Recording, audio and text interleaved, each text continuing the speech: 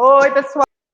Vamos falar então um pouquinho sobre ondas sonoras. Que as ondas sonoras são exemplos de ondas mecânicas. Ondas mecânicas são ondas que se propagam apenas em meio material. Significa dizer que o som ele não se propaga no vácuo. E as ondas sonoras, elas também são classificadas como ondas longitudinais. Ondas longitudinais são ondas em que a direção de vibração é a mesma direção de propagação. Então, se a onda ela vibra, ela oscila horizontalmente, ela também se propaga horizontalmente. E é o que acontece com as ondas sonoras. Detalhe, existe um espectro de ondas sonoras, assim como existe um espectro de ondas eletromagnéticas. As ondas sonoras perceptíveis aos nossos ouvidos, ou seja, audíveis, elas possuem uma frequência que varia de 20 Hz a 20 mil Hz. Ondas com uma frequência menor do que 20 Hz são chamadas de infrassom, mas elas fazem parte do espectro sonoro. Então, elas também são ondas sonoras, se comportam como ondas sonoras e têm características de ondas sonoras. São ondas mecânicas e longitudinais. O mesmo vale para o ultrassom. Ultrassom são ondas sonoras que possuem frequência acima de 20 mil Hz. Não é audível para nós, mas também tem todas as características de ondas sonoras. São ondas mecânicas e longitudinais, isso é muito importante. É muito importante você saber que o infrassom e o ultrassom são ondas sonoras. A única coisa que nós não percebemos, nós, seres humanos. Existem outros animais que podem perceber essas ondas sonoras, beleza? Na faixa do ultrassom ou do infrassom. Bom, muito importante, galera, vocês conseguirem diferenciar duas propriedades das ondas sonoras, que são altura e intensidade. E existe uma confusão, por quê? Porque no nosso dia a dia, a gente costuma dizer que o som está alto, relacionando isso a volume, mas isso não é correto. Isso não é correto cientificamente, se a gente for ao pé da letra. Eu falo assim também, no dia a dia, é óbvio, mas cientificamente, esse não é o conceito correto. E como assim? A gente tem que lembrar, então, que a altura de uma onda sonora, ela se refere à sua frequência. É uma qualidade do som ligada exclusivamente à frequência. E é a altura que vai definir se o som é alto ou é baixo. Mas, na realidade, dizer que um som é alto é a mesma coisa dizer que ele é muito frequente. Eu tenho uma frequência da onda sonora muito grande, né? Uma onda bastante frequente. E é a mesma coisa dizer que aquele som é agudo. Então, a altura de um som, de uma onda sonora, determina se o som ele é agudo ou grave. Sons agudos possuem alta frequência, também podem ser chamados de sons altos. Sons graves, então repare que a onda aqui representada em azul é uma onda de um som que a percepção para os nossos ouvidos é de um som agudo, porque é de alta frequência. Já a onda representada pela linha verde, repare que a frequência é menor. O que é frequência mesmo? Frequência é o número de oscilações completas por intervalo de tempo. A frequência é menor, consequentemente, a gente diz que é um som mais baixo ou mais grave. Lembrando que a gente tem uma relação entre frequência e comprimento de onda, caso a onda, aquele tipo de onda, esteja se propagando no mesmo meio, justamente por conta da velocidade. Se o meio é o mesmo, a velocidade é constante. Então, aqui, ó, eu tenho o mesmo meio, e reparem que a onda que tem uma menor frequência tem um maior comprimento de onda. A onda que tem uma maior frequência tem um menor comprimento de onda. Beleza? Pode passar. É isso que é altura. Então, eu posso dizer que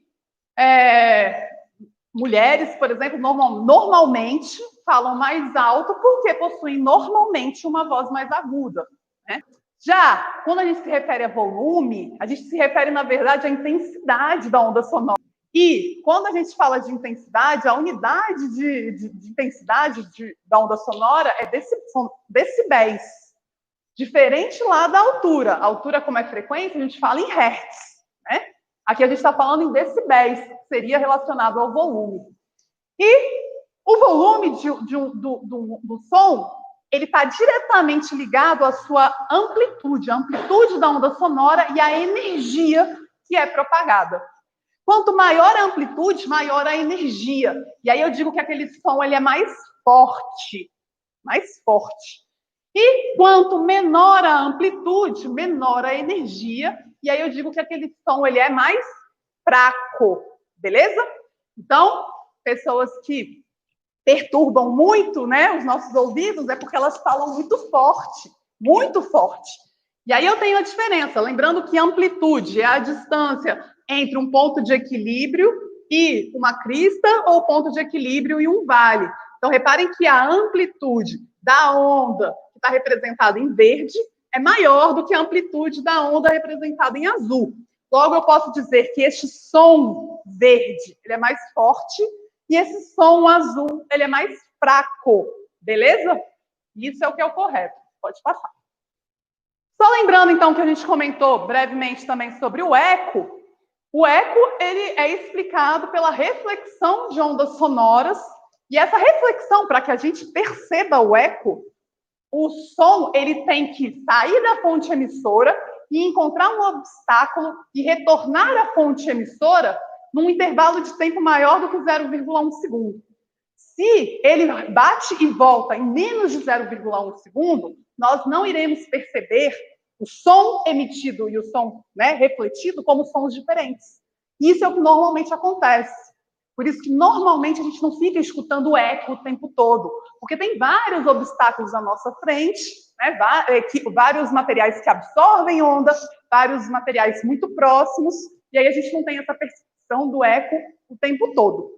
A gente mostrou, por cálculos matemáticos, que a velocidade do som no ar, a gente sabe que é em torno de 340 metros por segundo.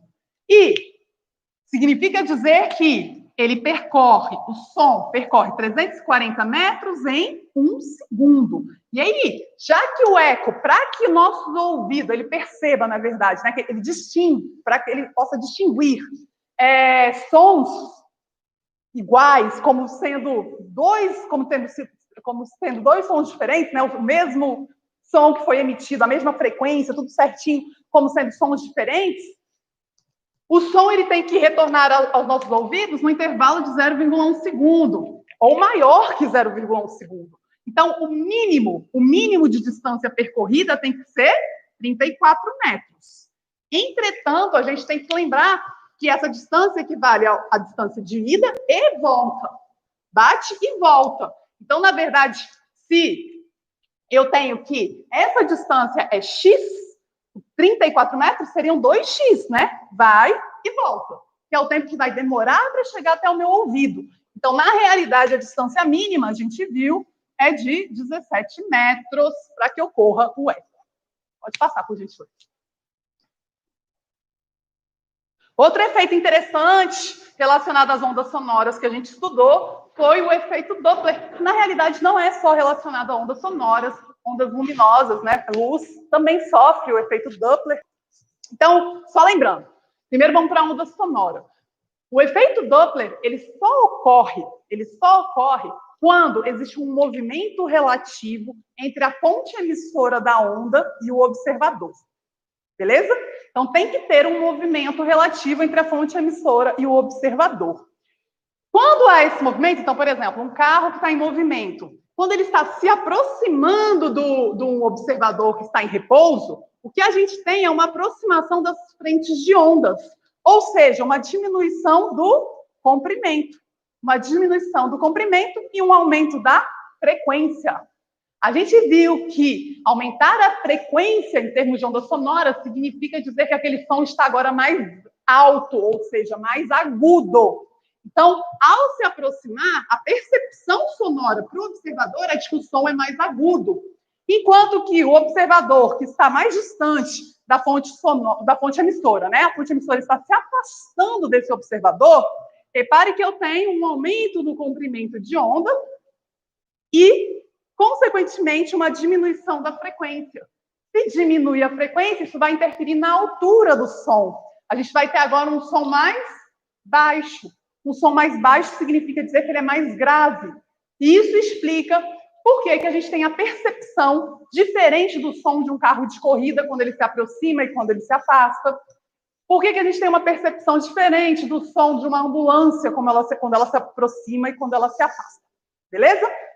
Importante é que o efeito Doppler ele só é percebido se houver movimento relativo. Pode ser que a fonte emissora e o observador estejam se movimentando, ambos estejam se movimentando? Sim, mas tem que estar sendo gerada uma distância entre eles, ou um afastamento ou uma aproximação. Se eles estiverem se movimentando na mesma velocidade, eles não vão ter essa percepção. Beleza? Então, é isso. Tanto que o motorista não tem a percepção, né? O motorista está dentro do carro, ele está na mesma velocidade que a fonte emissora, então ele não tem a percepção dessa mudança de frequência. Como eu comentei, a luz, ela também sofre o efeito Doppler. E isso é extremamente interessante, porque isso é um indício para nós que o universo ele está em expansão. Ele está se expandindo. A gente viu que a frequência, quando a gente fala de frequência para luz, a gente tem que a frequência ela interfere na cor. Lembram disso?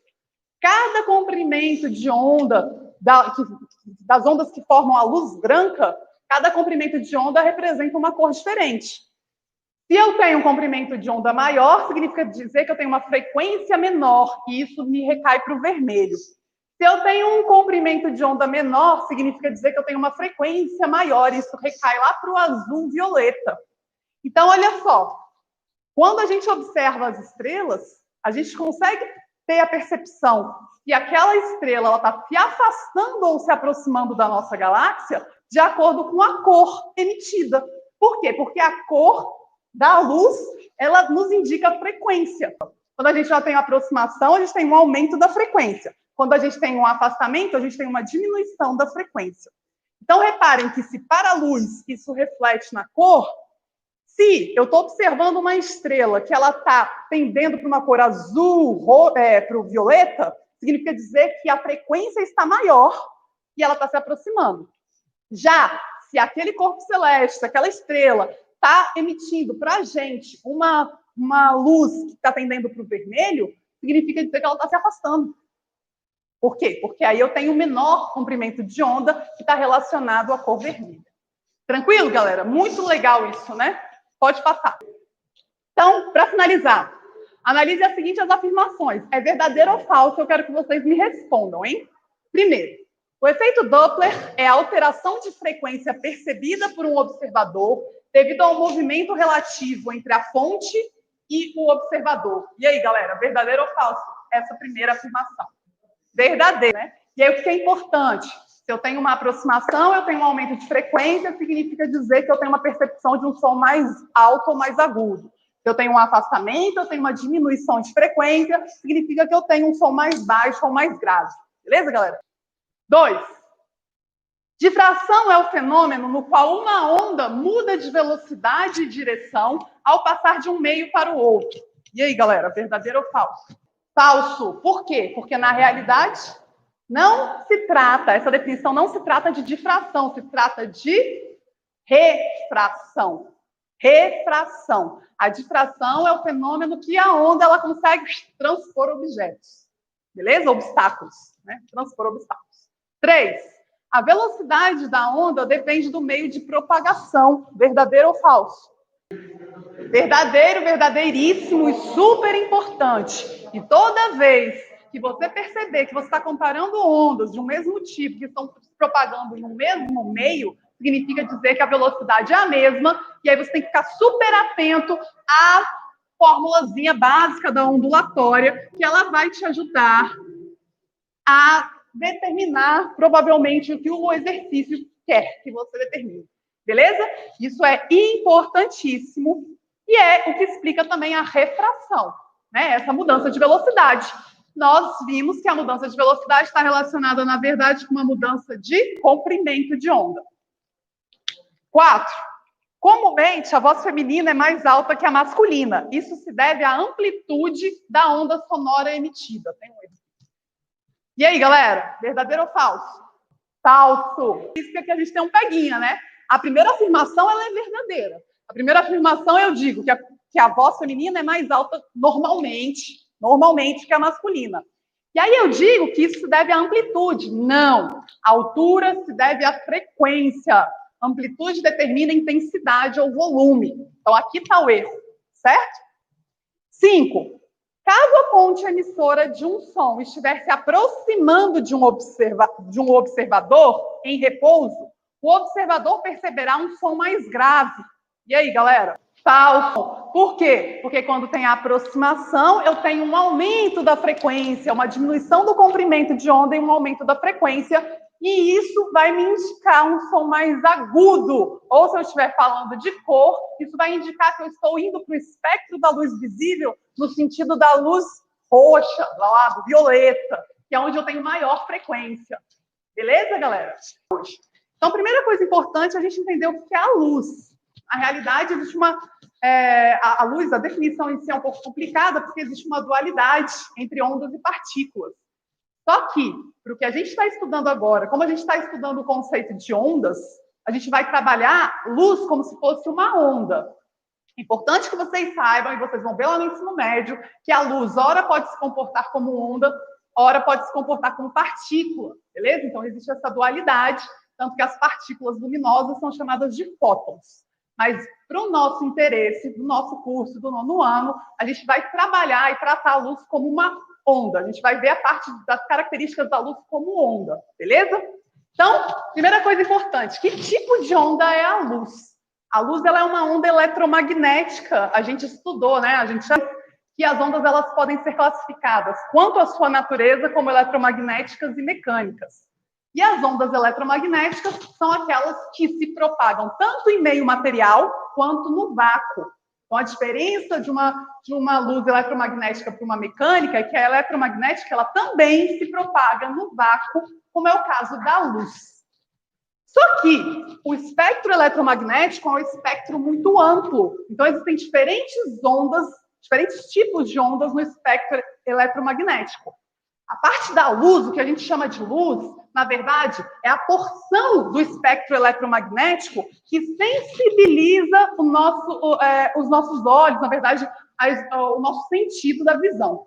É o que permite que a gente possa observar as coisas. Está relacionado ao nosso sentido da visão, beleza? E se a gente pegar, então, o espectro eletromagnético, essa faixa, que a gente vai chamar de luz, que é a luz visível, ela é muito curta. É apenas um pedacinho. O espectro eletromagnético como um todo, a gente já viu que existem vários outros tipos de ondas.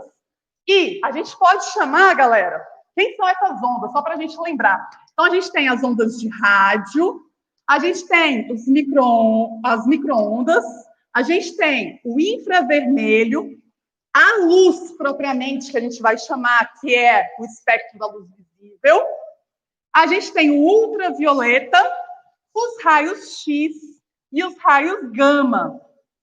Beleza?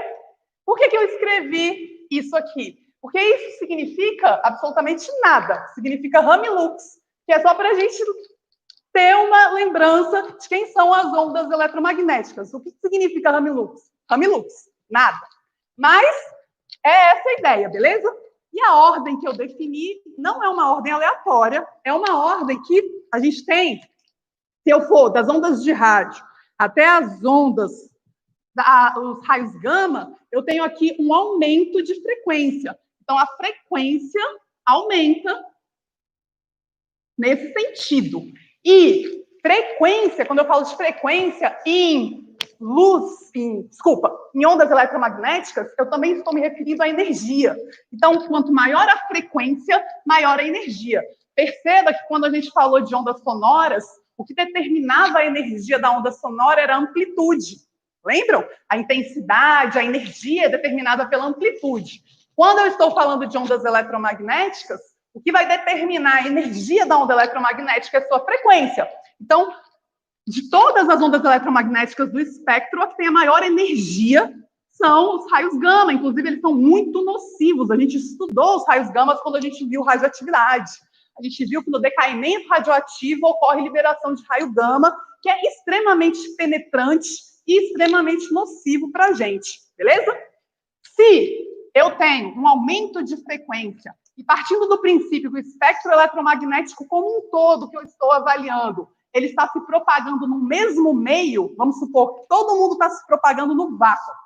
O que é importante? Que para todo espectro eletromagnético, no vácuo, ele tem a mesma velocidade de propagação. Então, a velocidade de propagação das ondas eletromagnéticas, que inclui a luz visível, no vácuo é a maior velocidade que a gente conhece. A velocidade é de 3 vezes 10 à oitava metros por segundo, ou 300 mil quilômetros por segundo. Significa dizer que as ondas eletromagnéticas, que inclui a luz, ela viaja 300 mil quilômetros em um segundo. Beleza? Se todo mundo tem a mesma velocidade de propagação no mesmo meio, concorda que a gente sabe que a formulazinha da ondulatória clássica é velocidade igual a comprimento de onda vezes frequência. Se a velocidade ela é constante, a partir do momento que eu aumento a frequência de onda, o que vai acontecer com o meu comprimento de onda? Meu comprimento de onda diminui. Diminui. Então, eu sei que no meu Rami-Lux, quem tem a maior comprimento de onda são as ondas de rádio, quem tem o menor comprimento de onda são os raios gama. Beleza, galera? Só para recordar isso. Professor, eu preciso decorar os comprimentos? Óbvio que não. E os comprimentos são faixas. São faixas. Beleza? Eu tenho uma faixa máxima e uma faixa mínima de comprimento aproximado ou de frequência aproximada para cada tipo de onda eletromagnética. No caso da luz visível, que é o nosso interesse especial, o comprimento de onda da luz visível varia de cerca de 400 a 700 nanômetros.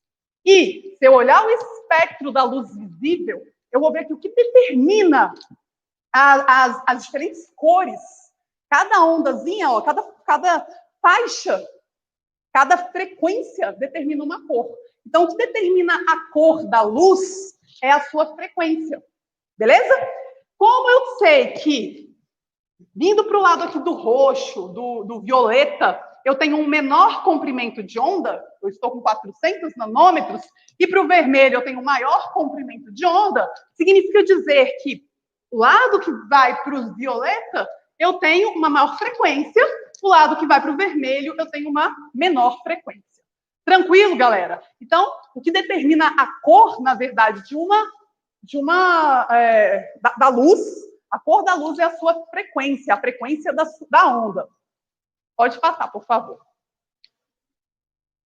Bom, outros conceitos que vocês aprenderam, então, nessa parte, foi a diferença entre o que é um corpo luminoso e o que é um corpo iluminado, e isso é muito fácil, né? Vamos dizer. Porque o próprio nome diz. As fontes de luz, elas podem ser classificadas como primárias ou secundárias. As fontes de luz primárias são aqueles corpos luminosos, ou seja, que possuem luz própria, que emitem luz, que produzem e emitem luz. Já as fontes de luz secundárias são corpos iluminados, que não produzem luz própria. Entretanto, eles podem refletir a luz. Beleza? Então, se eu for pensar em alguns exemplos, o Sol é um corpo luminoso ou é um corpo iluminado? Muito simples isso, né, galera? Acho que todo mundo aí vai acertar dizendo que o Sol é um corpo luminoso, porque ele possui luz própria.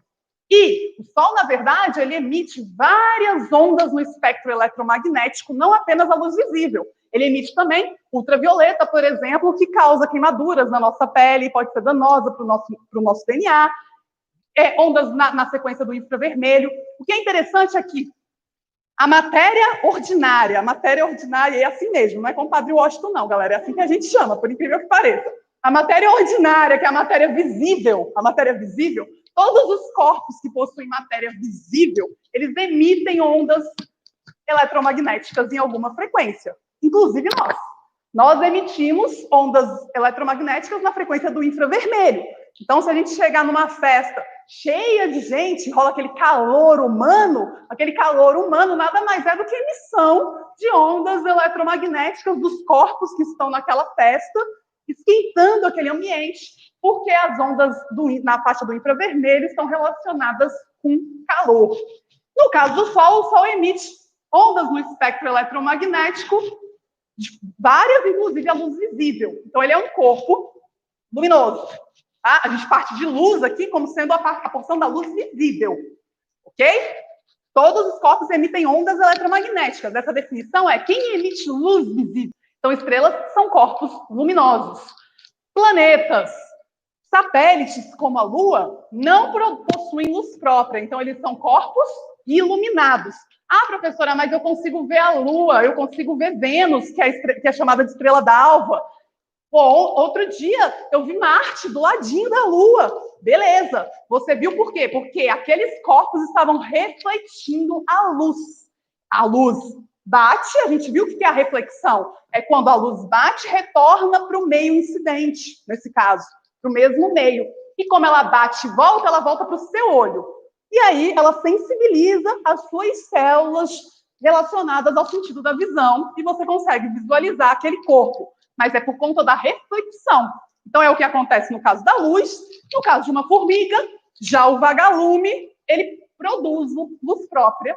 Então, eu posso dizer que o vagalume em si, ele é um corpo luminoso. Pode passar. Bom, outro conceito que a gente definiu, né, nesse assunto foi qual a diferença de sombra e penumbra. Na realidade, galera, sombra é quando não há nenhuma incidência de luz em um determinado local. Não tem luz nenhuma naquele local. Então, eu tenho uma sombra. Já a penumbra é quando eu tenho uma baixa incidência de luz. Então, eu fico com aquele halozinho, um pouquinho meio... Sabe, mas a gente consegue enxergar alguma coisa ainda? Porque ainda tem um pouquinho de incidência de luz. Então, isso eu estou falando de penumbra. Beleza? Então, é só... Outra definição que eu nem coloquei foi a diferença entre o que é um corpo translúcido, transparente ou opaco, né? Aí vai estar relacionado à característica daquele corpo de permitir a passagem da luz ou refletir a luz completamente. Então, no caso de um corpo transparente, um corpo transparente, ele permite a passagem da luz de uma certa forma ordenada. Então, a gente consegue ver através facilmente. Já um corpo que é translúcido, ele permite a passagem de luz, mas de uma forma não tão ordenada. E aí a gente consegue ver, mas meio embaçado. E já um corpo que é opaco, ele reflete completamente a luz. Então, eu não vejo através dele. Beleza? Só lembrando desses conceitos básicos. Pode passar. Bom, falando então da luz branca, galera, a gente viu que a luz branca, que é a luz emitida pelo sol, a luz emitida pelas lâmpadas que a gente usa normalmente, lâmpadas incandescentes, fluorescentes, de uma forma geral, emitem luz branca. A luz branca é uma composição de várias ondas de luz, várias ondas de frequências diferentes. Beleza? Então, na verdade, é uma sobreposição de ondas, de todas as ondas do espectro da luz visível. Então, eu tenho uma variação de várias ondas ali com frequências diferentes. Acontece que, se eu utilizar, por exemplo, um prisma, eu consigo fazer a decomposição da luz branca e eu consigo observar que a luz branca, na verdade, ela é formada, então, por todas as luzes do espectro da luz visível, por todas as ondas que formam o espectro da luz visível, variando a sua frequência, da menor frequência para a maior frequência. Beleza? Ah, professor, então são 7 cores? Não. 7 cores, a gente desenha 7 cores, a gente diz que são 7 cores, mas são muito mais do que isso. Tem o verde, o vermelho, toda a tonalidade de vermelho, tendendo até o alaranjado, toda a tonalidade de alaranjado, tendendo para o amarelo. Então, são muito mais cores, de fato, do que 7 cores. Beleza? Pode passar. Então, só para lembrar, importantíssimo, cada frequência do espectro visível é percebido por nós como uma cor diferente. E aí a gente tem as diferentes cores, sendo que o vermelho é o que possui maior comprimento e menor frequência, e o violeta ele é o que possui menor comprimento e maior frequência de onda. E aí a gente tem a variação, né? A gente vai representar com 7, mas são mais que 7, né? Em todas as tonalidades. Pode passar, por favor. Outra coisa que a gente viu, galera, foram as cores primárias. As cores primárias que são azul, vermelho e verde. Se vocês lembrarem, na nossa retina existem células especiais que são sensibilizadas pela luz, por comprimentos específicos, na verdade, por frequências específicas de ondas. Então, nós temos 3 cones, que são um cone que é sensibilizado pela luz azul, um cone que é sensibilizado pela luz vermelha e um cone que é sensibilizado pela luz verde. Acontece que a sobreposição dessas cores primárias formam as cores secundárias, outras cores. Então, a partir do momento... Ah, professor, então por que eu vejo outras cores? Eu vejo o amarelo, por exemplo, porque o amarelo, a luz amarela, ela vai sensibilizar tanto o meu cone verde quanto o meu cone vermelho.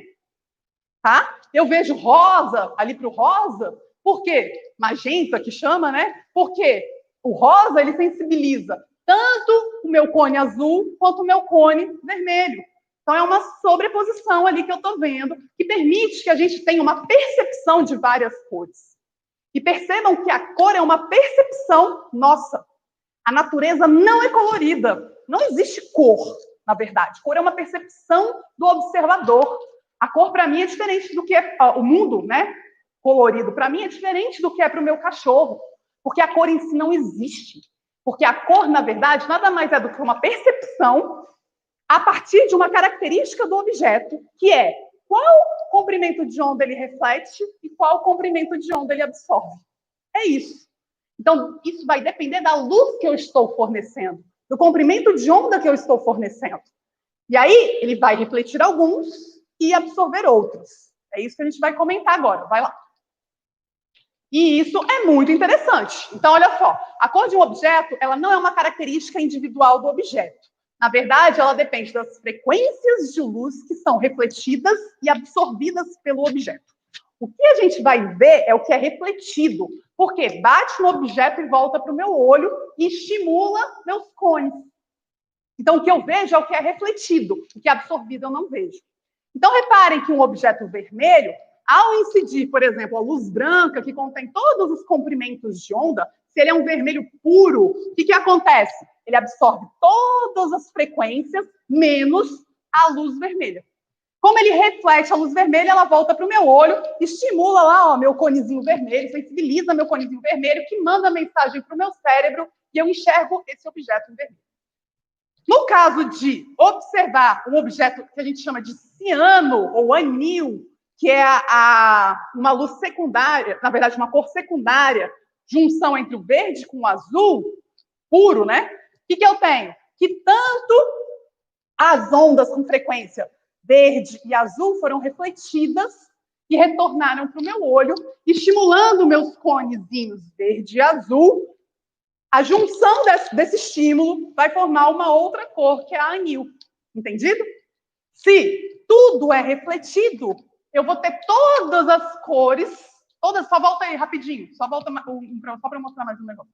Reparem que a junção das 3 cores, por exemplo, ó, ou de todas as cores, é branco. Então, pode passar.